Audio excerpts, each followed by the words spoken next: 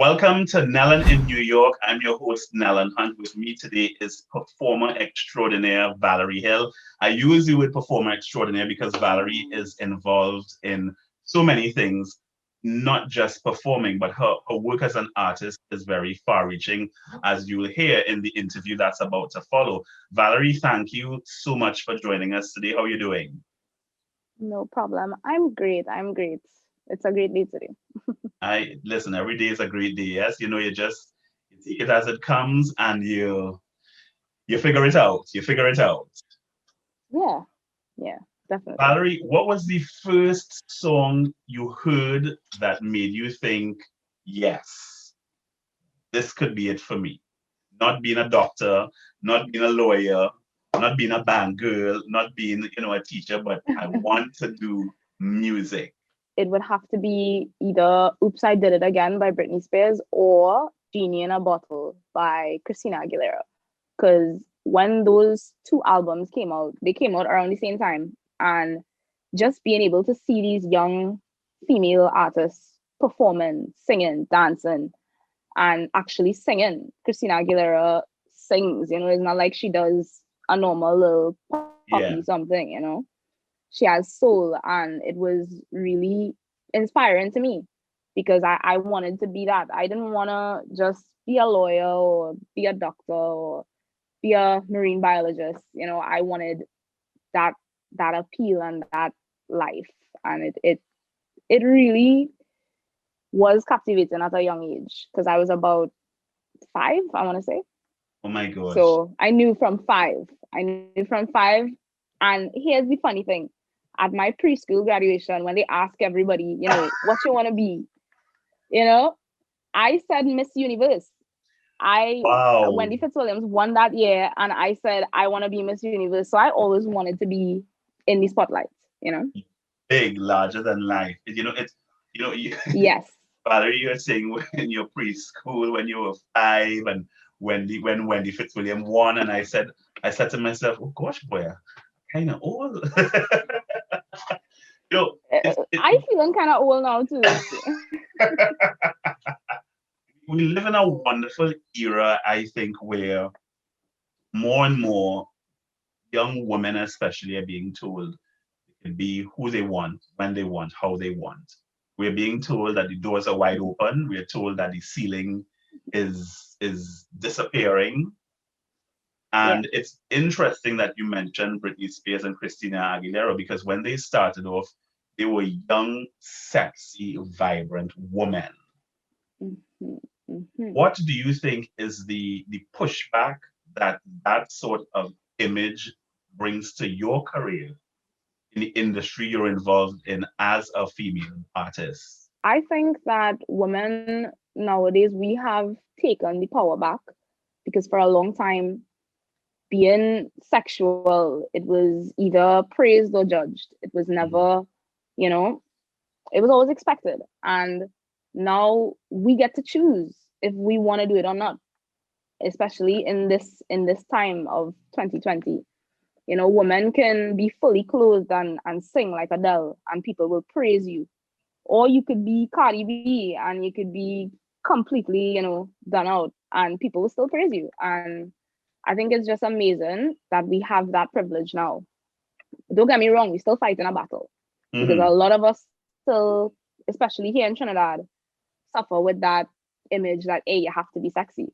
If you're not sexy, it's not gonna sell, you know?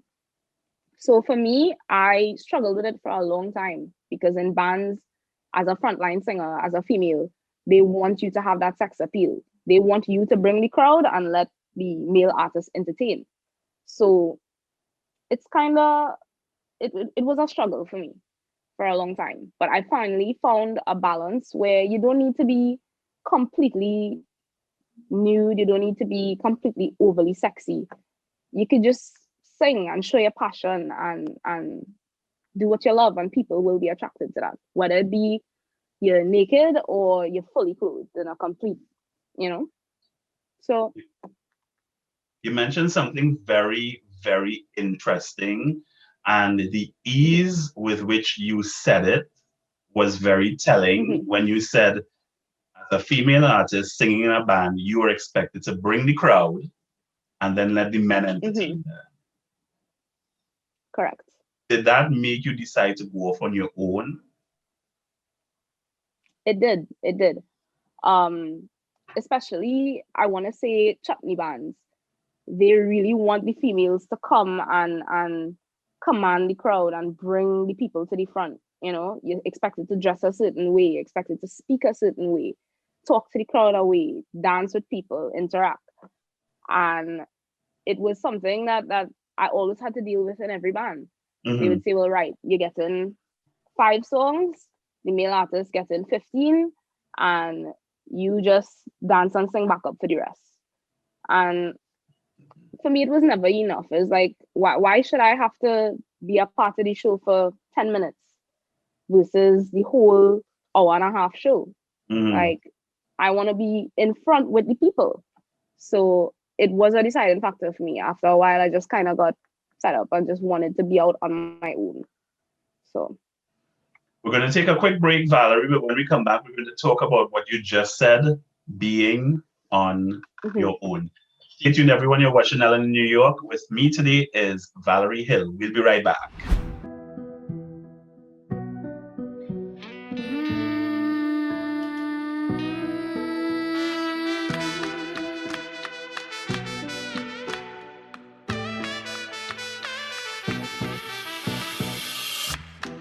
My name is Trouble.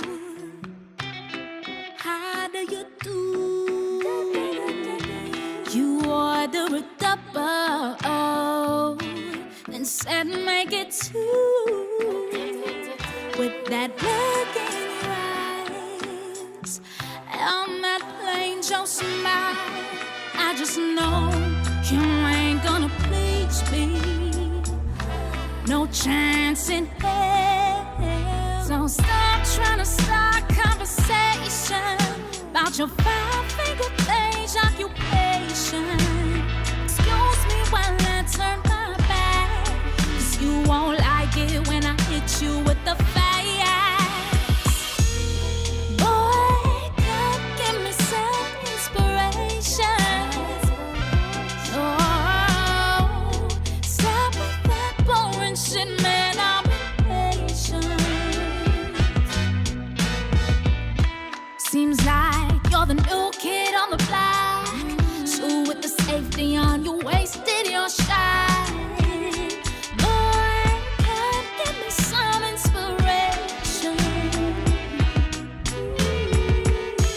Can't teach you no dog, new tricks, they say.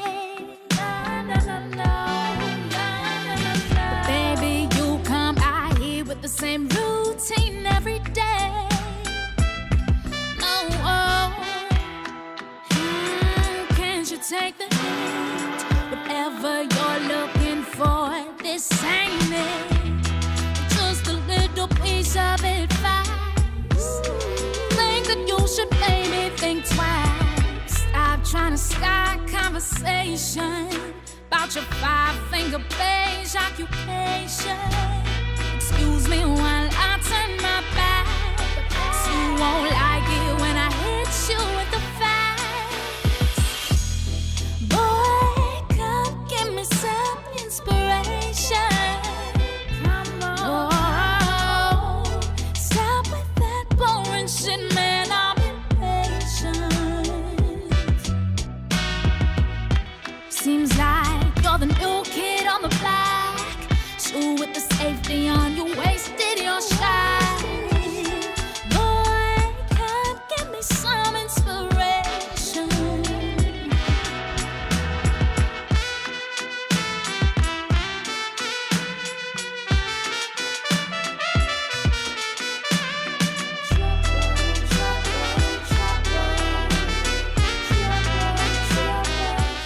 Welcome back to Nellen in New York. I'm your host, Nellen Hunt. With me today is Valarie Hill.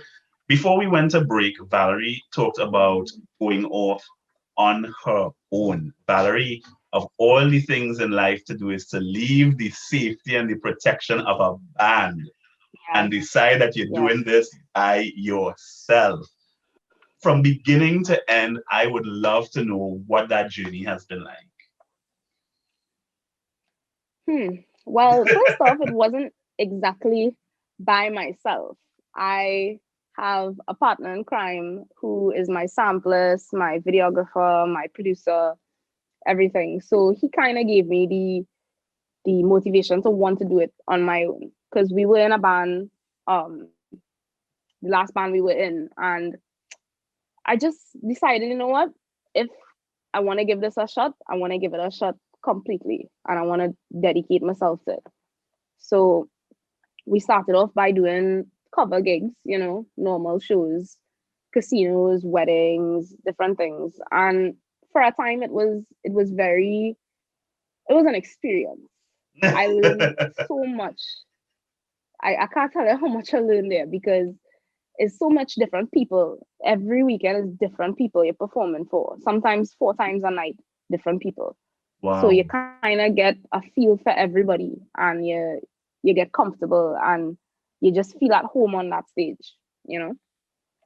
So after a while, about 2 years of doing cover shows, we just decided, let's one up it again. Let's start doing original music. Let's stop doing cover shows. And we started that last year, and it was going well. We released one single, Broken, and after that, COVID came, Mm, and all the shows got cancelled. So wow. by force, we just like, okay, we have no choice but to dive into this original music, because I couldn't write before. It's only last year I started to write. So it's really been an experience and a journey, and I've been loving it. So I can't wait to see what else we can one up, you know? Someone said a long time ago, um, it's interesting that you said you couldn't write before. Mm-hmm. And I forgot who the author is, but someone said if you wake up and you feel like writing, you're a writer. If you, Mm-hmm. during the day, something comes into your head and you make a note, you're a writer, as with any other discipline that you choose to pursue. So I don't think it's that you couldn't write before, I think it was just, ironically, this event has now presented you with the root of saying, you know what? Let me put all the things down that have been going around in my head. Yeah, for sure.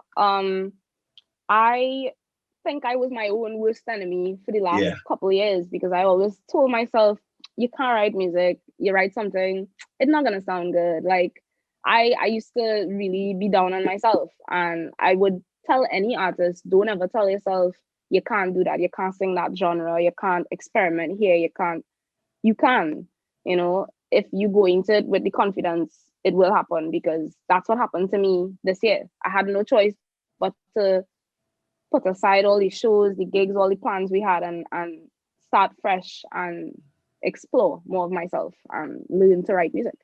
So In this whole yeah. journey of exploration and figuring out your strengths and that sort of thing, what has your family been saying? Mhm. What did your family say when you said, I want to sing, in a band, I want to be on stage? Wow. Um. Well, they didn't take it well. I can tell you that much.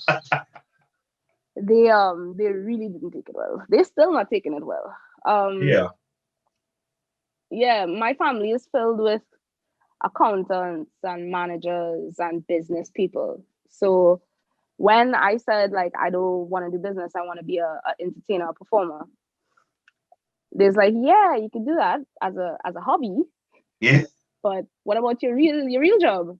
I said, Hmm. well, no, this is a real job, and it was a fight. As much as they let me be in bands, and my dad got me in my first parang band, but they always viewed it as a extracurricular activity, you know. And even up till this day, they tell me, when you're gonna get a day job, when you're gonna get a 9 to 5. And I said no. I said I devote too much years of my life to doing this Hmm. to just give up on it now. You know, People think that it's an impossible career, but if you really take a step back, the music you listen to at your wedding is done by what? Musicians.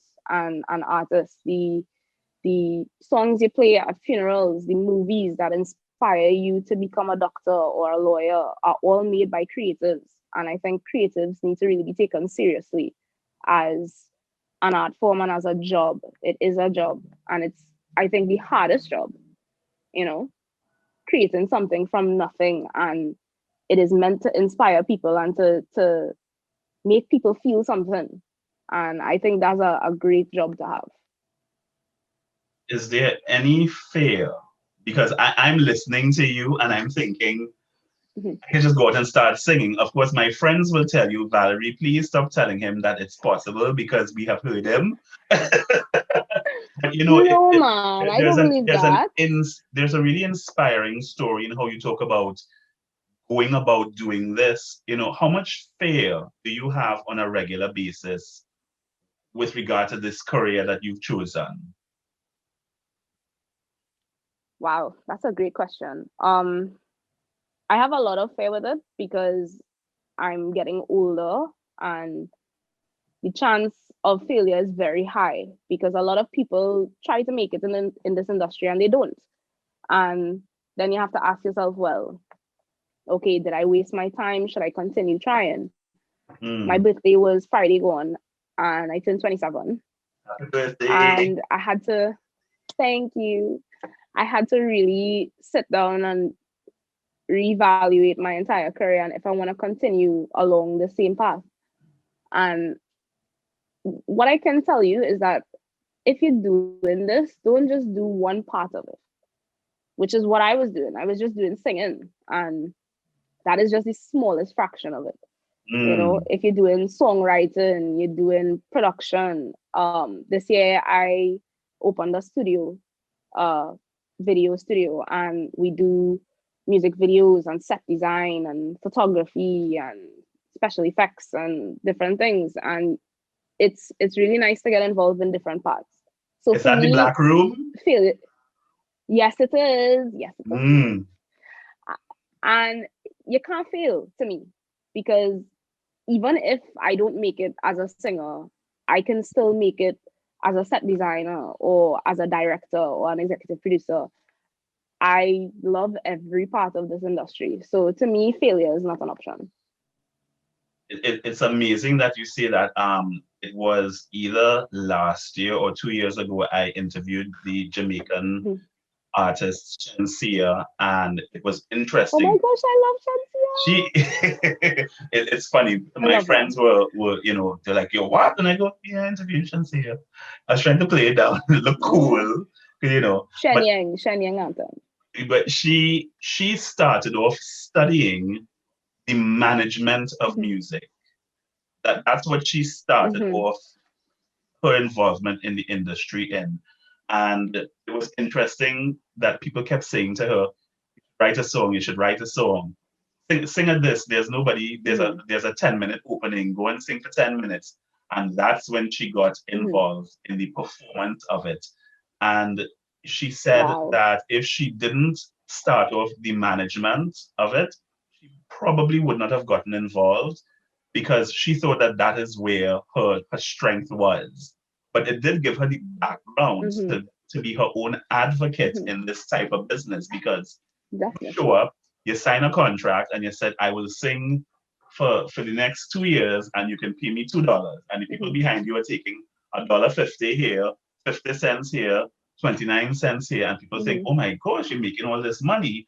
And they don't realize that everybody has their hand in the pot, taking out what they think is their share before you go home with yours. For sure. So it's great that you opened the Black Room because you are not removed from the creation process. You're just approaching it differently. No. As you said, should singing turn out to be not what you thought, it's great that you've taken the initiative to figure out finding your way, not just one way, but all the different angles that are possible. We're going to talk a little bit more about that when we come back. Stay tuned. We're taking a quick break. You're watching Melanin in New York, and with me is Valarie Hill.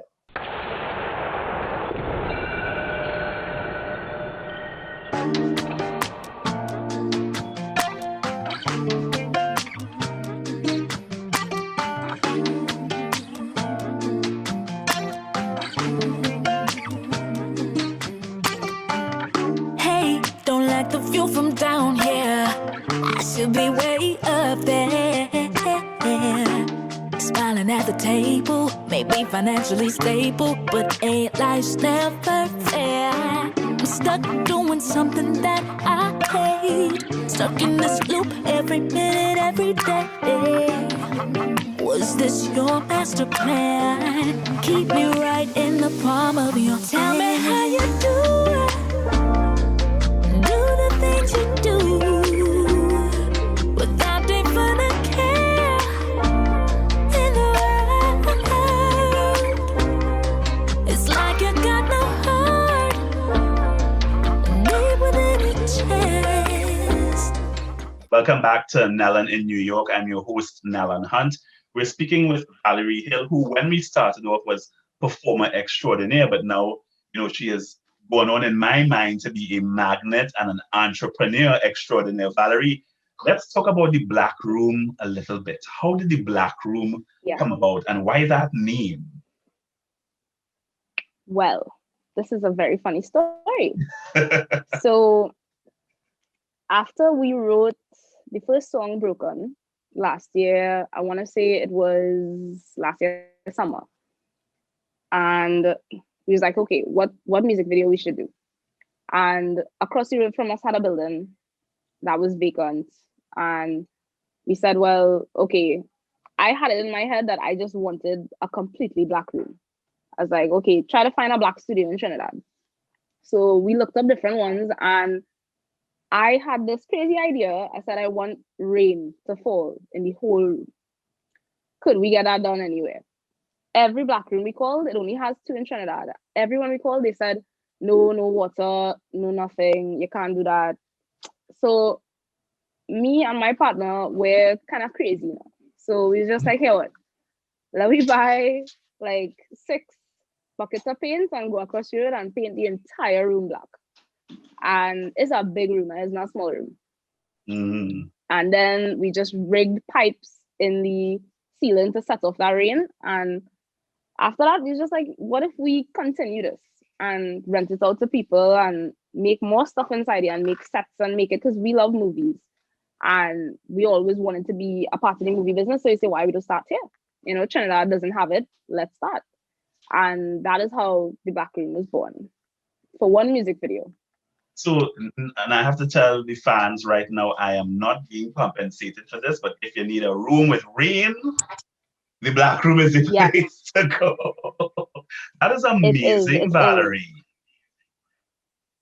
Thank you. That is really, really amazing. I mean, and once again, there is so much this event has shown us and taught us, and it really has forced us to figure out a lot of things. You know what I mean? You started out singing in bands. It's forced us to be resourceful. We have to be resourceful within ourselves, because now, especially in this time as an artist, it's hard to get people to do certain things for you. So it's better you kind of learn the skills yourself. And that way, when it is you get to work with other people, now you have an idea of what's going on and you can better communicate with them, So it's always good to just be resourceful and know every part of your craft. Good advice. And talking about advice, what advice do you have for the people who are going through this global event we're going through, who might say, I want to perform, I want to sing, I want to do what Valarie Hill is doing and have a room, my own room with rain. Yeah. I would tell them, honestly, the best advice I can give you is to stop shutting yourself off and just learn. Learn every part that you can. Don't hesitate. Don't tell yourself, well, I know how to sing, that's enough. Yeah. Or I know how to songwrite, or I know how to perform, that's enough. No. Because there will always be somebody else in the room who has twice the talent, or twice the skill, or twice the manners. So always just be on your game. Always learn and be resourceful and be well-mannered. That's another thing. Like, be nice. Yes. Because there is somebody in the room who's nicer than you, and who's willing to do the work. So Wow. just go hard at it for me. Wow. That's my advice to you. Looking at some of your videos and some of your photos on social media, there is a, what's the word? There's a tough but soft sultriness to how you perform, and your voice in Oh, itself is it's,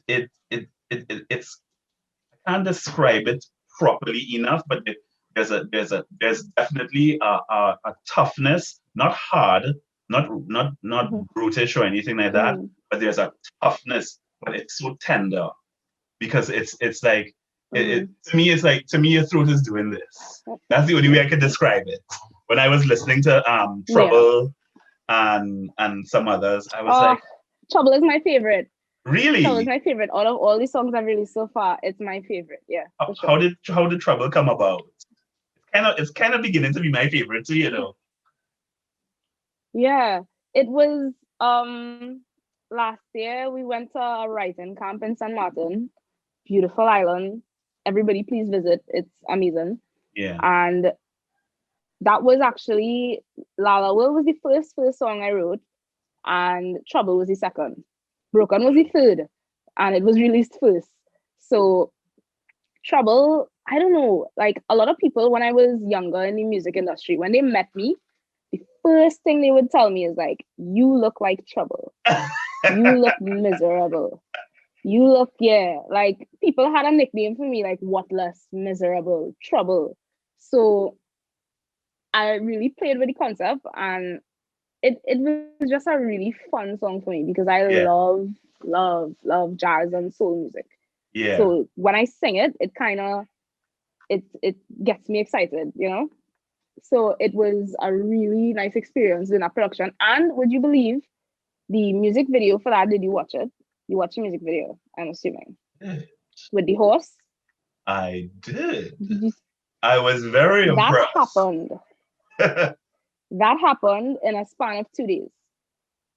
So the set Please. that you saw in the beginning, yeah, the Hmm. set you saw in the beginning of the video was done in the back room in like a day and a half. Set designed by me and my partner and another associate we have in the back room named Kristen. And it was just three people, just three of us did that whole set. And then after that, we Wow. did a whole 24-hour shoot. So it was from early in the morning till the next morning. So 6 in the morning till the next morning, 6 in the morning. The wonderful thing about the age we live in is we're told that anything is possible, but a lot of times we are Yeah, not told it still takes time, and it still takes showing it up, does. and it takes doing the work. So Valarie, I want to thank you. Yeah. We could talk for hours, and I could talk with you for hours and hours and get advice Yeah, and that kind of thing. But I want to for say sure. thank you so very much for this teeny. This is like a teeny tiny peek into your world, and you have It is, it is. so much more to offer, and so much more going on. The story of the black room alone, that's a documentary right there. We'll come Yeah. back around again. This is not the end. This is just the Hmm. end of the beginning of our story, and your story that you're telling Indeed. people, because Indeed. it's I always tell people it's wonderful to hear the story of creatives, not 20. Even when we sleep and we working, Yeah, I hear people because say all the time. most of the times it came to me in a dream. I Yeah. dreamt about it, or I. So we really do work very, very hard. And thank you so much, Nalan, for having me. Oh, thank you so much for being here. On behalf of everyone here, I'd like Yeah. to say thank you so much for tuning in to Nellen in New York. Thank you so much to my wonderful, wonderful, talented guest today, Valarie Hill. We hope you enjoyed this as much as we enjoyed doing it. Safe and a pleasant day.